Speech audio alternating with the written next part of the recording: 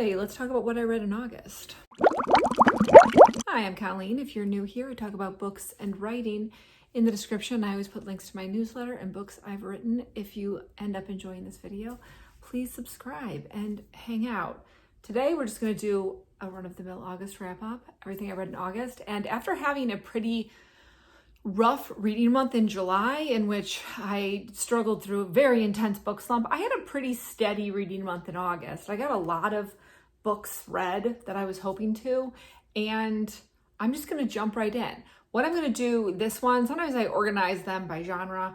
Today, I'm just going to do it in the order in which I read them. So I'm going to start with the beginning of the month and end with the end of the month. That's how that works. The first book I read in August was Return to Wildcliff Heights by Carol Goodman. I am a huge Carol Goodman fan. Whenever she has a new book come out, I read it almost immediately. Now, I will start this by saying, if you are looking for some like really good Gothic vibes, I would say it has dark academia vibes, even though it doesn't take place in a school.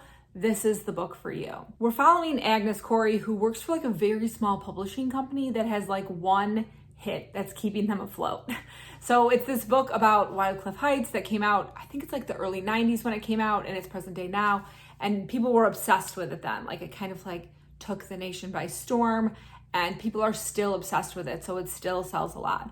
But the publishing company is failing pretty badly. Agnes's job is to collect all of the fan mail for Veronica St. Clair, the author of that book, and she goes through it and makes sure not to send her anything negative or anything that's pressing her for a sequel. So Agnes, though, realizes her publishing company is closing, and that she knows that if a sequel was written, that it would stay open because everyone would buy it. So she writes her a letter, because also Agnes is going to get fired, obviously, and lose her job when this closes. She writes her a letter being like, please write a sequel. Like, please, we all want one. I was a huge fan, yada, yada, yada. And she hears back from Veronica St. Clair that she wants her to be the scribe of her novel because she's blind now. She was blinded in a fire. This is an interesting book because there's so many like rumors and legends that come into play with Veronica St. Clair and like who she is. And there's some weird stuff with like the Magdalene houses, which Carol Goodman has talked about, like touched on in her other books. I liked it. I thought it was a solid Carol Goodman read. It's not one of my favorites, but it's definitely not towards the bottom of the pile either. I would put this like right in the middle of my rankings of Carol Goodman reads. Next, I read Camp by Kayla Miller. This is a middle grade graphic novel. And I'll tell you what, I spent a lot of time at the library in July and August with my kids.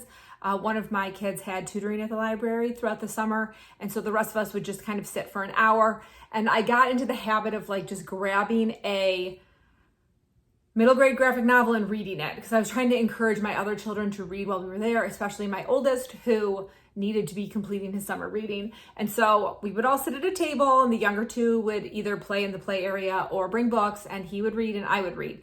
And so this is one of the books that I just picked up one of the times we were there and read in its entirety, and it was sweet.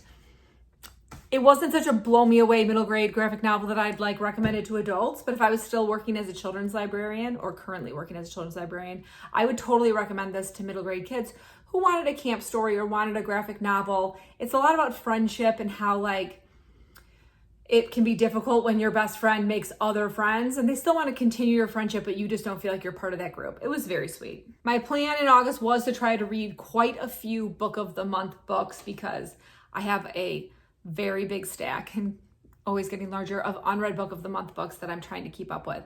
And so I read House of Glass by Sarah Pekkanen, which was a thriller, and I enjoyed it. I thought it was very good. So our narrator is Stella Hudson, and she is, I don't really know if her job actually exists. I assume it does. But like she's a lawyer whose job is to sort of like represent the child in a custody battle. And she gets called in for like very intense cases. So what has happened here is you have a 9-year-old named Rose, and her nanny has either died or committed suicide by jumping off the 3rd floor balcony or window, out of the 3rd floor window where they live. And during the autopsy, it was determined that she was pregnant with Rose's father's child. Her parents were married at the time. And after that, Rose refuses to speak. And so you follow this family while Stella tries to figure out who the best person would be to have custody of Rose. But not just that, also Stella starts to wonder if she can figure out who killed the nanny.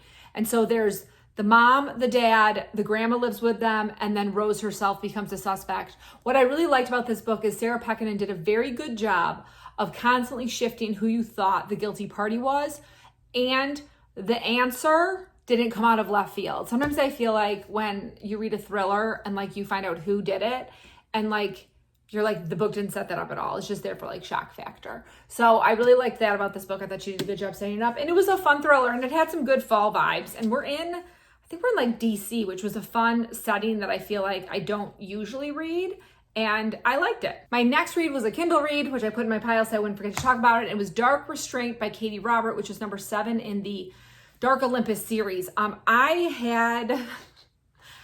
read book 1, book 3, book 4, book 5, and book 7. I didn't like mean to skip book 2. I get these by arc, and I just missed the arc opportunity. And then after I read book 5, I didn't really like it. And so I skipped book 6. But then I came back for book 7 because it was Ariadne and the Minotaur. And it was like a forbidden love story. Okay, so here's the thing. I thought this was like fine. It didn't get me back into like reading the series. I was reading a bunch of reviews. Here's what I liked. I liked the relationship between Ariadne and the Minotaur. There was some stuff that was very inconsistent with his character that happened that I will talk about in a minute, but not yet because it's very spoilery. But when I was reading other people's reviews, a lot of the reviews were like, I hated the romance, but I loved everything else about the story. I'm not a mafia romance person or a mafia person in general. Like, I've never seen The Godfather, and nor do I care to, but I don't care about anything else that's happening in this world. I'm here for the romance, nothing else. And it seemed like the majority of reviewers about this book thought they weren't here for the romance, they were here for everything else, which is fine. We just had different takes on it. Okay, so now I'm going to talk about my issue with this book, which is going to be a spoiler, so jump ahead like 30 seconds. The opening scene of this book is that Ariadne and the Minotaur, who are step siblings, like from the time they were like teenagers, so like didn't like grow up together, but like her father adopted him when I think they were like 13 and 14. It opens with them sleeping together for the first time. Very intense sex scene. And then she gets pregnant, runs away, writes him a letter that she's going to have an abortion, and like they can never be together. Okay. Here's my thing about the Minotaur. He is set up as a very controlling, intense person, okay? And then he is totally fine that she had an abortion without telling him. And that just like didn't, I know that's the romance hero. Like you want the romance hero to be okay with that she made a choice that affected her body, and that's what you want, but it didn't like track for me. And not that I'm like expecting a character called the Minotaur in like a weird other universe Olympus to be like a realistic character, obviously. But that just kind of like, I was like, I don't know. Okay, so then I read God of the Woods by Liz Moore. And this is a literary fiction. It is. But it has thriller vibes, which I find I have the best success rate with literary fiction that has thriller vibes, because a lot of times I get lit fic and it just like, I used to read it a ton when I was in my 20s, and now I'm just kind of like not into it. But I really loved I Have Some Questions for You by Rebecca Makkai, which was also lit fic with thriller vibes. So I was like, oh, maybe I like this one. And I did really like it. Okay. The hard thing about this book, and it's not really a hard thing, is you jump in time constantly and you jump character POV constantly. And so the premise of the book is that there's this camp and there's this wealthy family that sort of like runs the town, and they own the camp. And at the beginning of the book, their daughter, who is a camper, goes missing. I think she's like 13 or 14. She's like a teenager. She might even be 15, but she's not like 17. Okay, so she's like a younger teen. She goes missing. And they had a child before she was born go missing and never be found, to the point that he was presumed dead. And so now you follow the story of the current missing child and also the story of the child who went missing, I think it's probably like 15-ish years ago. I enjoyed reading this book. And you know, sometimes I can't handle books about missing children, books that are really sad. Like that just doesn't, like sometimes I'm fine, sometimes I can't handle. And the majority of the book, I was fine. I will say, I found the ending of this book, depressing is not the right word, just like so sorrowful. And it was just like one of those where you're like, oh my God. So more than like I would feel it reading a thriller, I just felt like there was such a heaviness to the end of the book. So I'm in a book club that just started. We haven't even met yet, but this was on the list of one of the books that we might read, and which is interesting for me because this is a very long book. And I was like, what are we getting into in this book club? My other book club, we had a rule that nothing could be over 400 pages. And this isn't much over, but it's definitely over. Or no, it's like 475. But one of my friends who's in the book club, I said I'd already read it. And she was like, does anything bad happen to children in it? And I was like, yes, lots of bad things happen to children in it. And so she's like, well, I don't want to read that one. So we picked something else. So go into this knowing that. Now, it's not one of those books where you're just like, it's so gruesome, but there are some really hard, upsetting things that happen in this book. That's the best way I can describe it. I did still very much enjoy reading it. It wasn't one of those where I was like, oh my God, I have to read everything Liz Moore wrote, which I do think this might have been her debut. Oh no, it's not. Never mind. Oh my God, it's not her debut at all. One of her books was one of Barack Obama's favorite books of 2020. It's like my dream. I don't think Barack Obama's gonna read like a witchy romance, but maybe.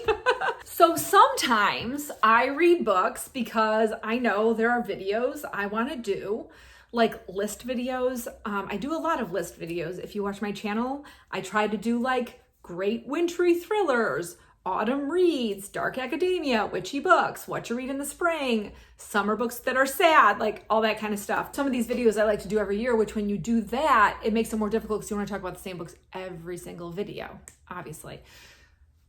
So in preparation for my dark academia video that I'm going to do at some point this month, I read The Prime of Miss Jean Brodie by Muriel Spark. I got this from the library, as you can tell. I have never seen the movie, but it's like one of my mom's favorite movies. And so I forgot why I saw it. Oh, I think I was just like looking up like classic books with dark academia, or I think I was looking up classic books that take place in a school setting. And this came up. I was like, oh my gosh, my mom loves that movie. She's always told me I have to watch it because my mom is obsessed with Maggie Smith.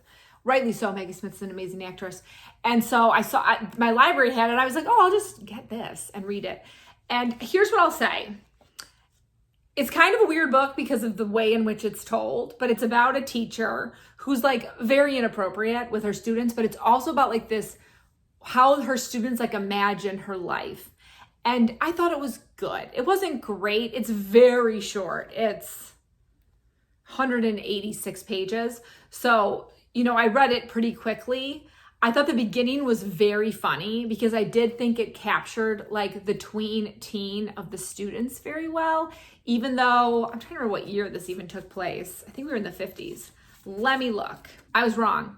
We're in the 30s, but I think that it was written in the 50s. It was published in 1961, but we're in the 30s. So we're between World War I and World War II.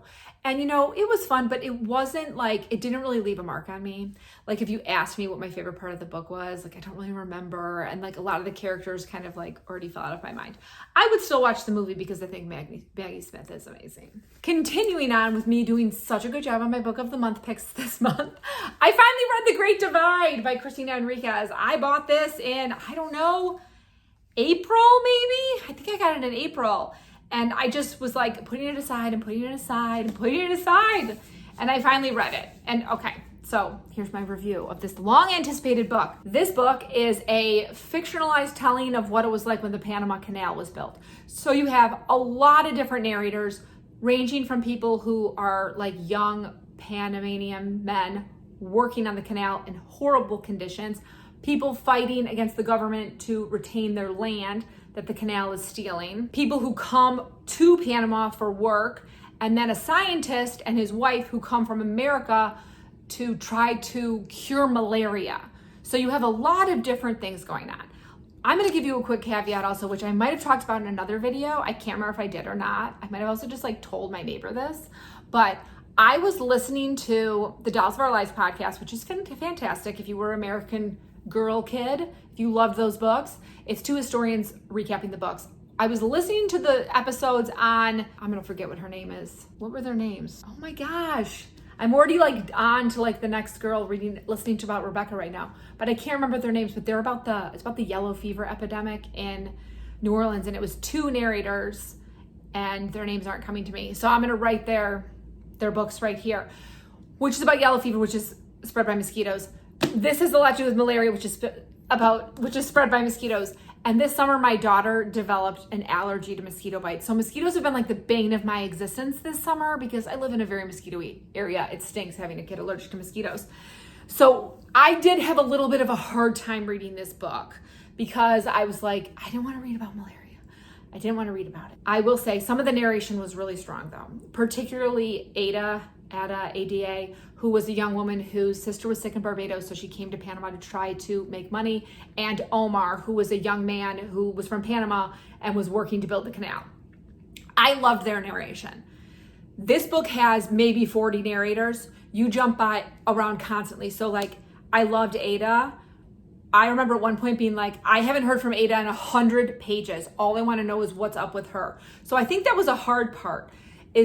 You're constantly meeting new characters and getting their narration. And some you get their narration for like 2 pages and then you move on and you never see them again. But so I was kind of like, I wish that the story had focused more on like maybe 5 characters instead of such a wide berth of people, because it just became like a little too much.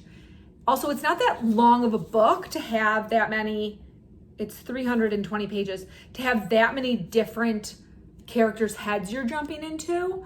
But overall, I would say I did like the writing style. I loved some of the narrators, and I would read another book by Christina Enriquez if there was a promise that there weren't so many narrators, because that is one part that I just didn't really like. The malaria thing was not her fault. And I knew when I bought it that it was about malaria. And then lastly, on August 31st, I read The Brides of High Hill, which is book 5 in the Singing Hills series by Nevo. And this is about our non-binary cleric named Chi, who travels around like a mythology version of China collecting stories. And it's a really beautiful series. So my good friend and I both read these, and we talked about where we ranked these. I ranked this one middle of the pack. She ranked it last. So the first one is my favorite. The second one is her favorite. The third one is my least favorite. She put that one in the middle of the pack. We both really liked 4. And then this one I liked, middle of the pack for me, and she did not like.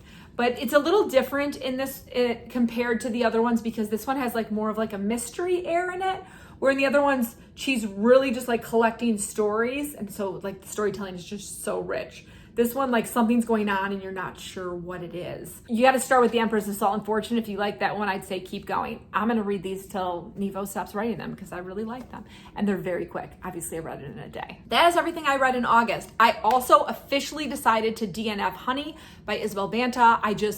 I picked it up one more time and I am not enjoying that book, and so I'm not going to force myself to read it. I really don't like DNFing Book of the Month picks, but that is one that I just can't, I don't want to force myself to. I still have like 200 pages left.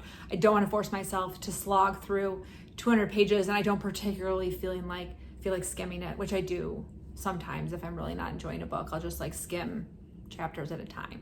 I started the month with 8 unread Book of the Month. I read 3, I DNF'd 1, so I got my pile down to 4, but then I did buy 2 more Book of the Months for September. One is for my book club, which I'm already almost halfway done with that book, and when I finish filming, I'm gonna read a big chunk of it before my kids get home from school.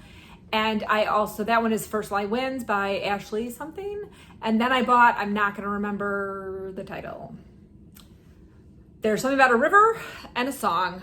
But I have all my unread Book of the Month books stacked up on my bedside table right now so that I will continue reading them. If you made it this far in the video, thank you so much for hanging out this entire time. I hope you either got some good recommendations or you got to listen to what my thoughts were on a book you already read. If you read any of these books, please let me know, and let me know what you thought of them, and let me know what the best book you read in August was.